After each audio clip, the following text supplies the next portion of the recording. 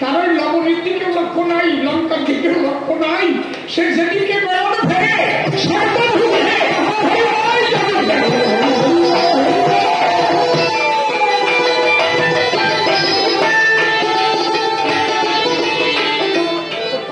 ভক্ত যখন প্রেমিক হয়ে যায় তখন সে অশান্ত হয়ে যায়।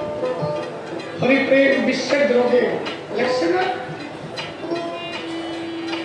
আমি মরি, আমি বাঁচি না তার ভাবুক ভেবে, আমার মন লাগে না ভোগের সঙ্গে ওরে যে লোকের মুখে হয়েছে এ ভাবজন আছে কি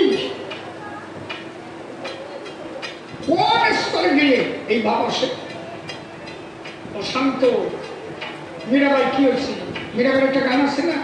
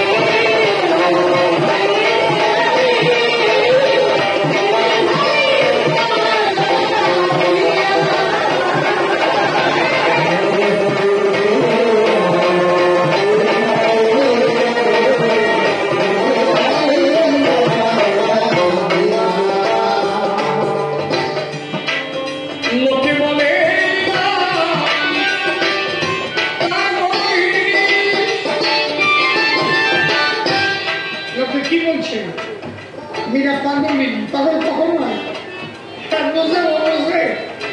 নিজের স্বামীর ঘর ছেড়ে চলে গেল। কৃষ্ণ প্রেম বিচ্ছেদ বিরহ সেই ভাবমতো ওদের ভিতরে খালি খালি কে লাফালাফি করে।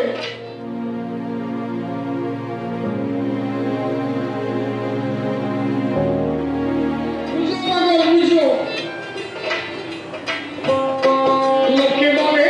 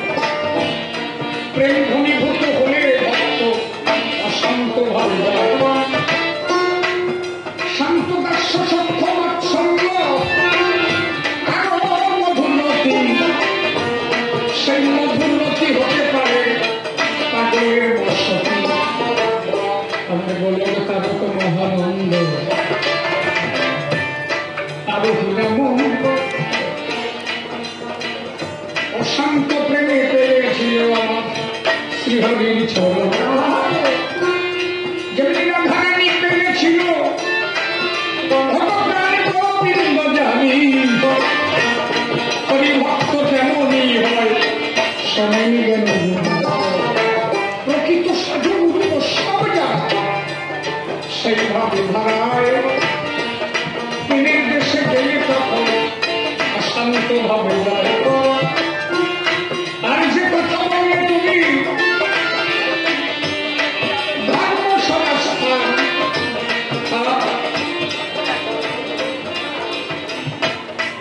দিয়েছে হরি গুরুচার কাহা দিয়েছি প্রমাণ। এইবার গুরুচাঁদ ঠাকুরের কথা শুনবো। তাই কইছেন না গুরুচাঁদ ঠাকুর কি হরি আর গুরুচাঁদ। গুরুচাঁদের ব্যাপারটা একাধারে জাগতিক, একাধারে সামাজিক, একাধারে আধ্যাত্মিক, সমস্ত দিকে পারদর্শী আমার ভগবান গুরুচাঁদ। যুগে যুগে ভগবানের যে অভাবটা ছিল সেই অভাবটা একমাত্র গুরুচাঁদ ঠাকুরের মধ্যে দিয়ে পূর্ণ হল। সেটা কি? ভগবান শিক্ষা গ্রহণ করতে স্কুলে গেল, কিন্তু কোন ভগবান দেখেন নাই ভক্ত কোথায় পড়াশোনা করবে। শ্রীকৃষ্ণ শিক্ষা গ্রহণ করতে সন্দীপনী মুনির কাছে গেল, রামচন্দ্র শিক্ষা গ্রহণ করতে তার গুরু ঘরে গেল, মহাপ্রভু শিক্ষা গ্রহণ করতে তোলে পড়াশোনা করল। তাহলে ভগবানের যদি পড়াশোনার দরকার হয়, ভক্তের দরকার হয়, এটা তো কারো মনে ছিল না। ভাবার দরকার কিনা একমাত্র গুরুচাঁদ ঠাকুর লক্ষ্য করেছিল। কবে জানো? এই জন্য আমি বলে থাকি যারা অনুন্নত সম্প্রদায়ের মানুষ এদের গুরুচাঁদ ঠাকুরকে জানতে পারে। এরা যদি গুরুচাঁদ ঠাকুরকে জানেন কোনদিন এর অবদান বলতে পারবে। আমি তো একটা মাস পয়েন্ট আলোচনা করছি, একদম মাস পয়েন্ট। যদি বলেন কেমন? 1906 থেকে 1907 সাল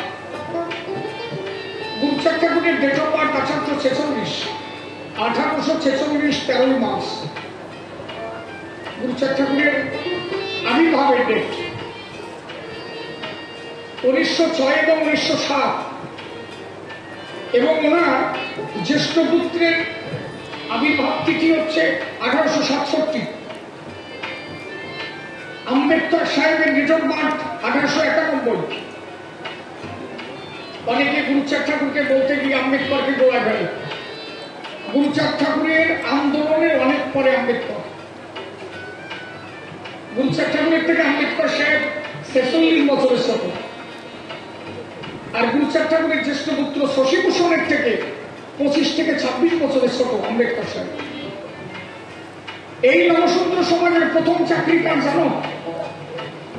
এই চাকরি পেয়েছিল 1906 সালে। প্রথম চাকরি গুরুচাঁদ ঠাকুরের জ্যেষ্ঠ পুত্র শ্রী শশীভূষণ। তার ট্রান্সফার হয়েছিল শিলিগুড়ি। এর আগে নম্বর কোনো চাকরি ছিল না। তুমি কালী বজো আর দুর্গা বজো আর যাই বজো, হাসায় বাড়ির অভাব নাই। প্রথম যদি এদের চাকরি হয় একদম ফার্স্ট প্রথম নমশূদ্র সমাজের চাকরি। আজকে অল ইন্ডিয়া বেসিক যদি দেখি কয়েক লক্ষ চাকরি আছে নমশূদ্র সমাজ, আছে কিনা? হাত তোলো ঠিক কিনা? এর প্রথম চাকরি কার? গুরুচাঁদ ঠাকুরের ছেলে শশীভূষণ। সাব রেজিস্ট্রারি পদে অ্যাপ্লিকেশন ফেলে দেওয়া হয়েছিল। গুরুচাঁদ ঠাকুর বললেন কলকাতা যান, তোর চাকরি দেওয়ার জন্য লোক এসে গেছে। উনি গেলেন, দেখলেন যে মিট সাহেব এসেছে, তার সাথে কথা হলো। বলো আমি ওরাকান্দি যাবো, তুমি বাড়ি যাবো। উনি ওরাকান্দি এসে গুরুচাঁদ ঠাকুরের সঙ্গে কথোপকথন করলেন। আলোচনার মধ্যে দিয়ে মিট সাহেব বলেন আমি তো আপনার ওই কাজ করবো, আপনি বলে ভগবান আমার কিছু দেখাতে পারেন? বলে কি দেখতে চান? বলে মাটির মূর্তি কথা বলে, আপনার এই দুর্গা প্রতিমা? বলে হ্যাঁ বলে। সত্যি বলে? হ্যাঁ বলে। বলে তাকে দেখো তো। যখনই তাকাবো দেখেন যে টপ টপ করে দুর্গা প্রতিমার চোখ দিয়ে জল টপ টপ করে পড়ছে। ওইখানে মিট সাহেব গুরুচাঁদ ঠাকুরের পায়ে পড়ে গেল যে আপনি মাটির মূর্তিকেও কাঁদাতে পারেন, আমি আপনার ছেলেকে চাকরির ব্যবস্থা করব। গুরুচাঁদ ঠাকুর বলেন খালি আমার একটা ছেলে না, এই অনুন্নত সম্প্রদায়ের সব আমার ছেলে মেয়ে, আমি চাই এরা সবাই চাকরি পাক।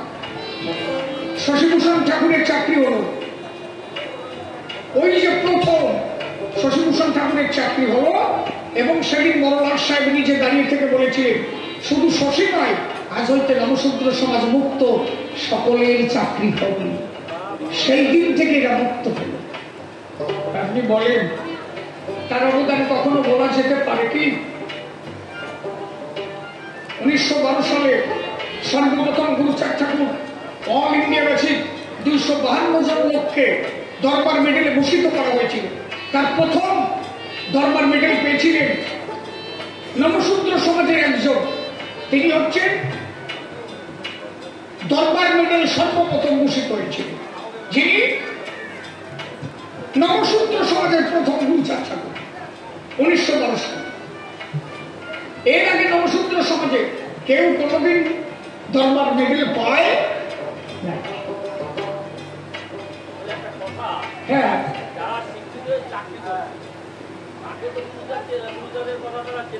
আমরা যারা অশিক্ষিত মাঠে কাজ করি, তারা টঙ্কা নিশান নিয়ে যায়, কিন্তু যারা চাকরি করে উঠে গেছে তাদের ঘরে ঠাকুরের ফটো নেই, ঠাকুরকে ডাকাতেও ফটো নেই।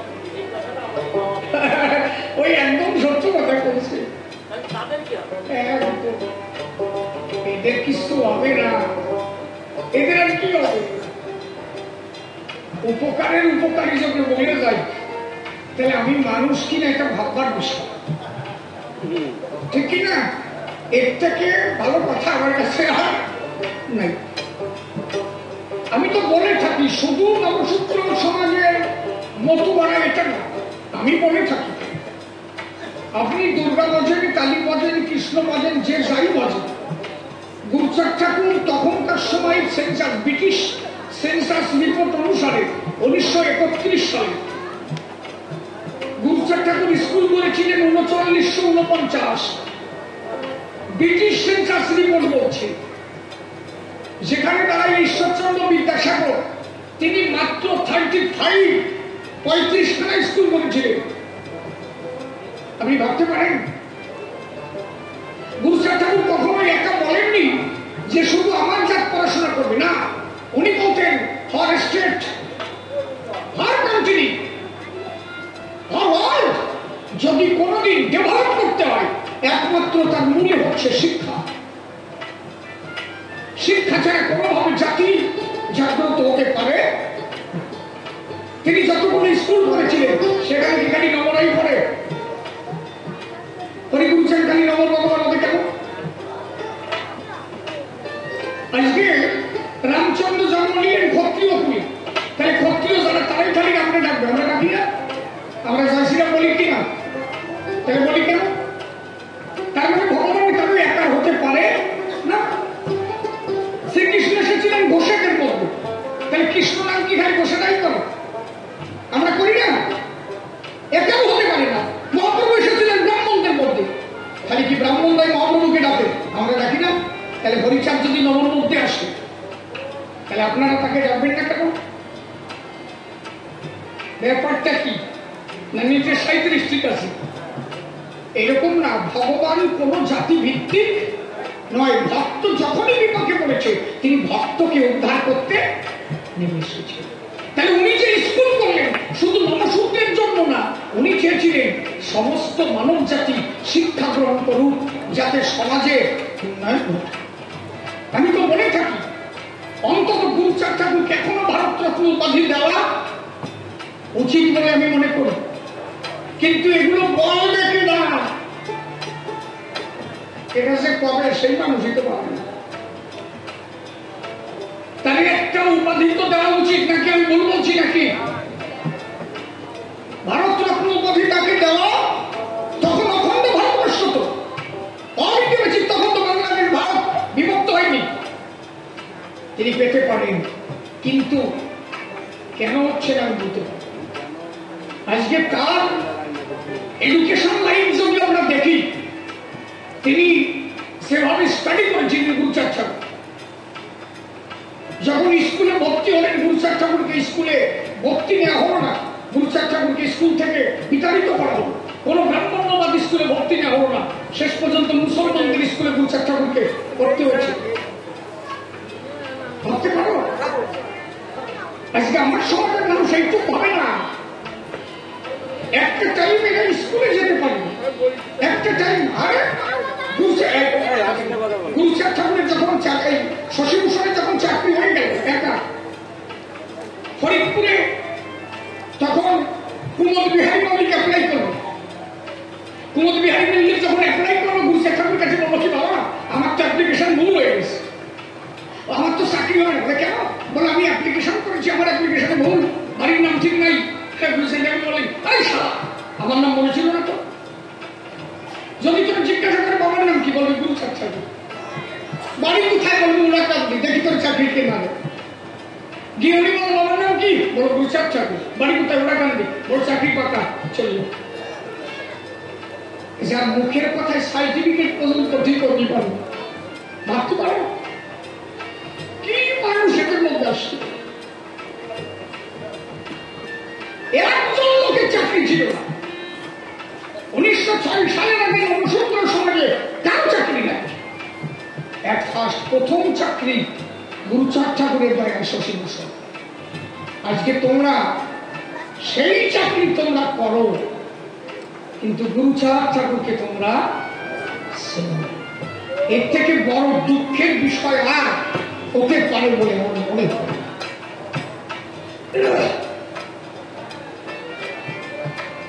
গুরুচাঁদ ঠাকুরের একদম কাছের মানুষ ছিলেন মহেশ ব্যাপারী। নাম শোনাচ্ছে কি? বিচরণ কর্তার সঙ্গে সুসম্পর্ক ছিল। বিচরণ কর্তা কি যেন হতো, মহেশ ব্যাপারী একই বংশে। ঠিক ঠিক ঠিক। গুরুচাঁদ ঠাকুরের কাছে ডাকতো।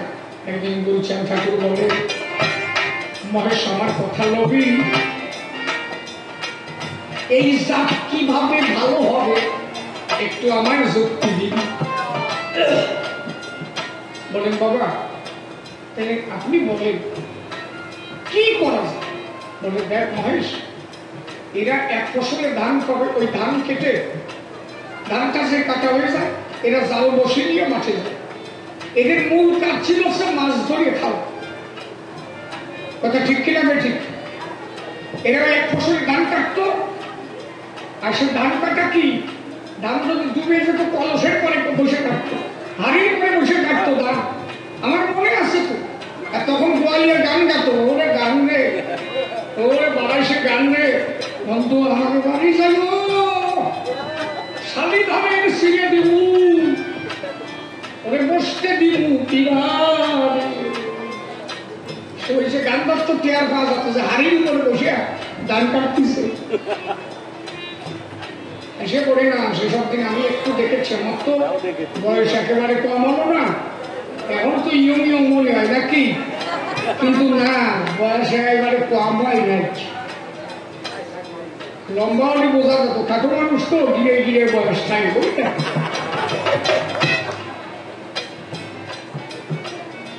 এদের মূল কাজ ছিল চোর, এক ফসলে ধান কাটা, তারপরে জাল বসে নিয়ে নেমে যাবে। গুরুচাঁদ ঠাকুর মহেশকে বলো বয়স এইভাবে এই জাতির উন্নয়ন হতে পারে। আমি একটা যদি ভাবি, তুমি নিজের চাকরি পেয়ে নিজের ভাইকে না দেখে শহরে যে কাটা, নিজের ভাইকে তাই দেখো না, এমনও ব্যক্তি দেখেছিলেন। আচ্ছা গুরুচাঁদ তোমার এমন কি হয় যে তোমাদের জন্য জীবনে সব ত্যাগ করে দিবে, তবু মুখ দিয়ে একটু তার কথা বলতে পারো না, তার একটা ছবি রাখতে পারো না? কথা বুঝেছ? বাড়ির পাশে 1 নম্বর বাড়ি যদি দোতলা হয় আর 1 নম্বর ভাবে যে কাল কেউ কেউ কি যেন ভেঙে থাকে, বলে আমি থাকবো 3 ঘরে, আরো থাকবে দোতলায়। কি বেতাল এদের সিনকেছে তো। সবার কথা তো এরকম আছে কিনা? এটাই রাজা। তাই তোমরা পাশাপাশি তাই ভালো চাও না। আর গুরুচাঁদ ঠাকুর নিজের জীবনের সর্বস্ব দিয়ে তোমাদের মঙ্গল কামনা করে দাও, তাই একটু শ্রদ্ধা ভক্তি করতে পারো না? তুমি কৃষ্ণ ভক্ত হলেও যদি নববারে জন্ম হয়, দিন অন্তে একবার অন্তত গুরুচাঁদের পায়ে প্রণাম করা তোমার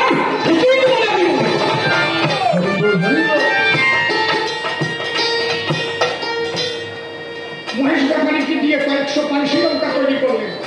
পানসি নৌকা বানানো মহেশ বলে টাকা কনে পাবো? ওই যে আমার বাবা টাকা কম রাখছে নাকি, তুমি জানো না? বলে টাকা কনে? বলে এ মহেশ ওই 12 নিতে যত টাকা আসে 1 টাকা আমি খাই, তো তাই মনে হয় না? আমি নিজে ব্যবসা করে সংসার চালাই, টাকা সব ধরা, ওই টাকা দিয়ে পানসি নৌকা বানা। গ্রামে গ্রামে খবর দে, এক একটা টিমে 10 জন 12 জন করে থাকবে, ফাঁসি নৌকা করে দিয়ে দেবে, 7-10 মূল ধর আমি দেবো, টাকা আমি দেবো। ব্যবসায় যেন লস না খায়, আমার দুটো কথা মেনে চলবে, সত্য কথা বলবে আর কারো কোনোদিন ওজনে কম দেবে না। আমার বাবা ওদের সহায় থাকবে। যে এই জাত এইভাবে হাতে ধরে মানুষ করছে, তো দুঃখের কথা না? উনি যে প্রকাশ করলো দুঃখের কথা, কত বড় দুঃখের কথা না?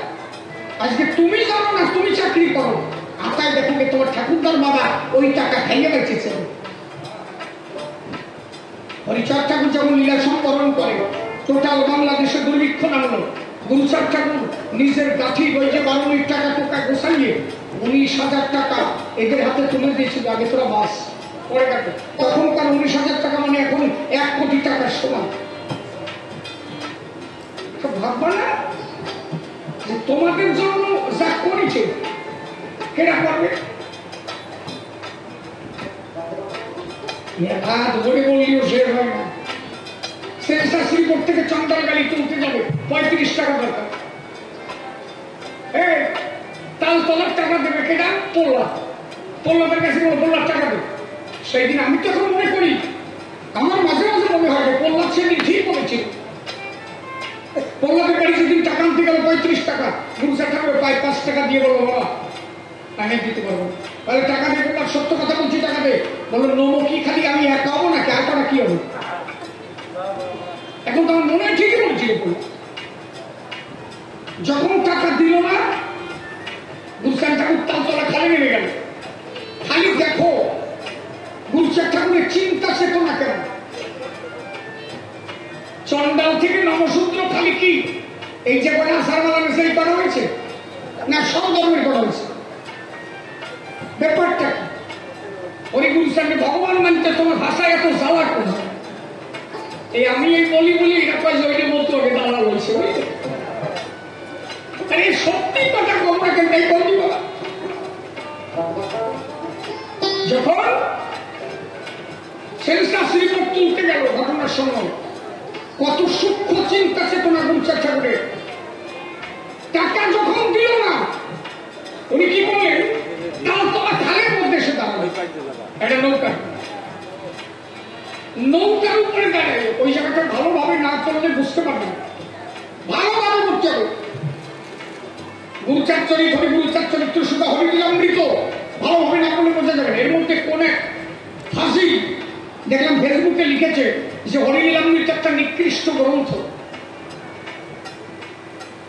একদম জঘন্য থেকে জঘন্য। আমি মনে করি তো অনেক মানুষ বলে ভাবা দুর্বিষদ বিষয়।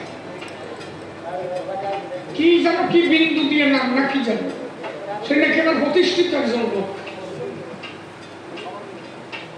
কি বিন্দু সাঁটা দিয়ে আমার দরকার এসে যে বিন্দু ভাবতে পারো।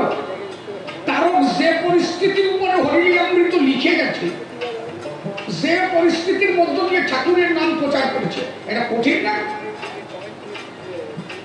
নিজের মনের চিন্তা চেতনা সম্পূর্ণভাবে প্রকাশ করতে পারেও না, তবু তার মধ্যে আরো বলো না গান লাগছে আমি গেলাম না গোসাই গুরু সাথে বলি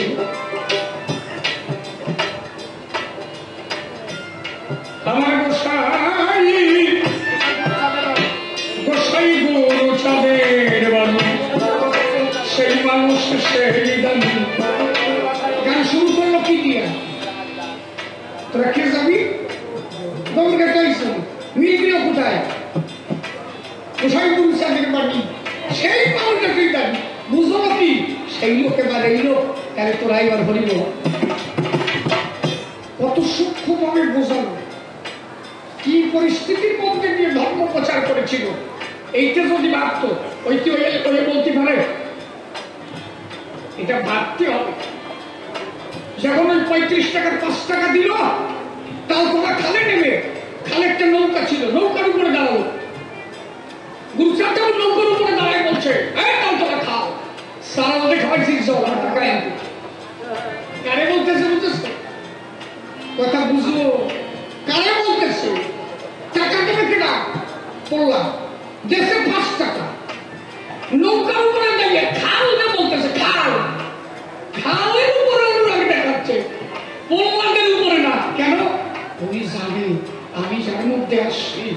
এরা বোঝে না, এরা নির্বোধ। কত দয়া ভগবান বোঝো। পৌরাদের করে তো রাখতে পারতো, ওনার টাকা দেওয়া তোর শেষ করে দেবো বলতে পারতো না।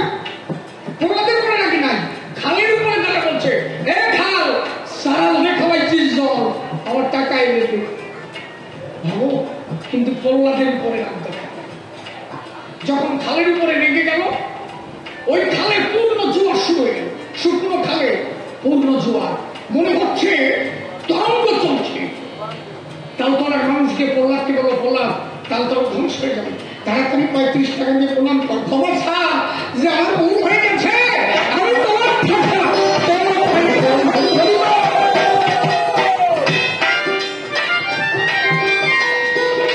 35 টাকা নিয়ে গুরুসার ঠাকুর পায়ে প্রণাম করে ঠাকুর বললো এরকম করিস, সত্য রক্ষা করিস। আমার বাবা বলছে সত্য বাক্য সমকক্ষ পৃথিবীতে আর কিছু তুই পারবি না দিতি না, কিন্তু সত্য বাক্য কেন রাখবি? দেখেছ?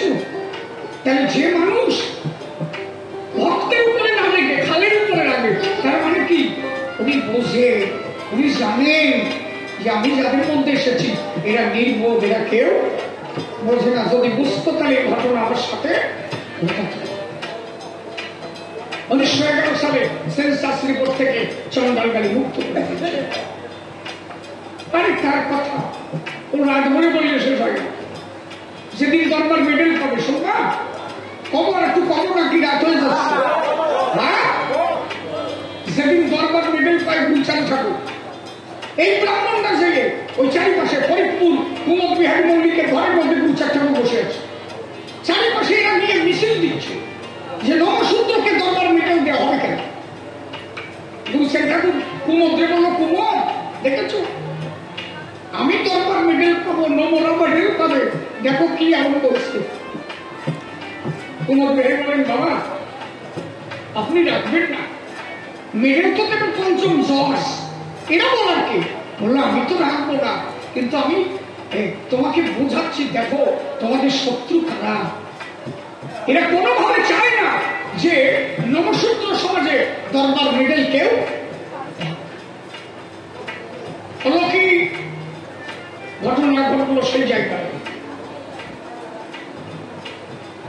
ওর নাম ছিল সুরেন বাবু। উনি আমার একটু হায় আসছিল, ওনার একটা ছেলে হাতে নিয়ে রাস্তা দিয়ে যাচ্ছিল, ঘরের মধ্যে গুরুসার ঠাকুর বসে। ফরিদপুরের ডেপুটি ম্যাজিস্ট্রেট সাহেব তখন কুমদ বিহারী মল্লিক রাস্তা দিয়ে যাচ্ছে, ওই রাস্তার থেকে ওই ছেলেটা গুরুসার ঠাকুরকে দেখেছে। ও সুরেন বাবুকে বলছে, বাবা আমার হাতটা ছেড়ে দাও। কেন? বলে আমি ওই ঘরে যাবো। বলে কেন ঘরে যাবো কেন? বলে বাবা আমার যে জ্বর হয়েছিল, আমি মরে যাচ্ছিলাম, আমার তো জ্বর সারে নাই। তা তখন কে যেন স্বপ্নে বলেছিল না পান্তা পাতার ইলিশ মাছ খেতে জ্বর সেরে যাবে, তারপরে তুমি এনে দিলে আমি খেলাম, ভালো হয়ে গেল। বলে হ্যাঁ তা তো ভালো হলো, আমি এনে দিলাম, তাতে কি হয়েছে? বলো বাবা পথ্যের সন্ধান হয়েছিল, ঔষধ দিয়েছিল, কিন্তু ডাক্তারটা কি তোমাকে বলেছিলাম কে ডাক্তার? বলে না তা তো বলো নাই। বলো বাবা আজকে সেই ডাক্তারের খবর আমি পেয়েছি, আমার সেই জ্বর কবে সেরে গেছে, কিন্তু সেই ডাক্তার আমি খুঁজে পাই নাই, আজকে সেই ডাক্তার আমি পেলাম। কে সে? বলে বাবা ওই দেখো ঘরের মধ্যে যে লোকটা বসা, এই লোক সেদিন স্বপ্নের ঘরে আমাদের বলেছিল পান্তা ভাত আর ইলিশ মাছ খাতে সুরেন বাবু ছেলেকে নিয়ে যখন গুরুসার ঠাকুরের কাছে গেল, গুরুসার ঠাকুর বললেন কি সুরেন তোমার ছেলে সেই পান্তা ভাত আর ইলিশ খেয়ে ভালো আছে তো? বন্দি আর হায়ার কাজটা ছাই নাকি? সুরেন হাত ছেড়ে নিয়ে বলল গুরু সাহেবের পায়। বলবো এই মানুষের কোনো জাত হয় না রে, এ ভগবান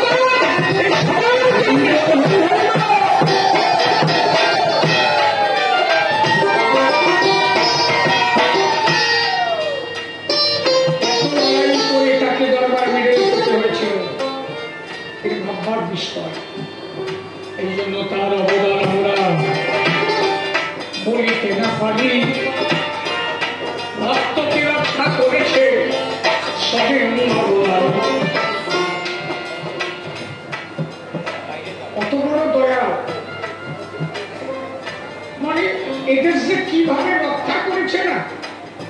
বিনয় নাম করে একজন ভক্ত ছিল, বিনয় বাবা।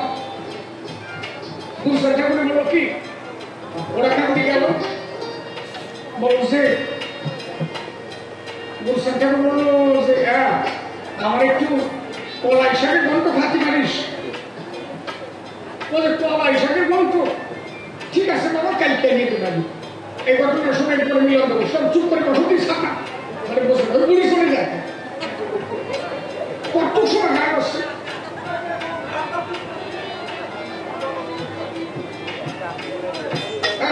বসো গান গান করে গেল, বাংলাদেশের যাবই না খেলতে, তারপরে আমার কথা হবে কি?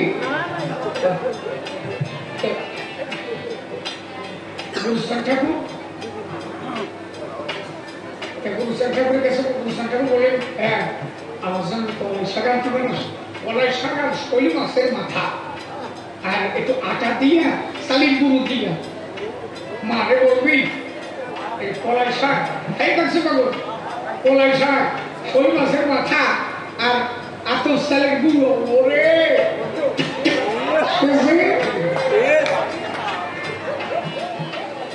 কার্তিক বাবু, সামনের বছর কি গান দেওয়া ওই গল্প খাওয়াবো না, এই বছর লাগা হয়ে গেল।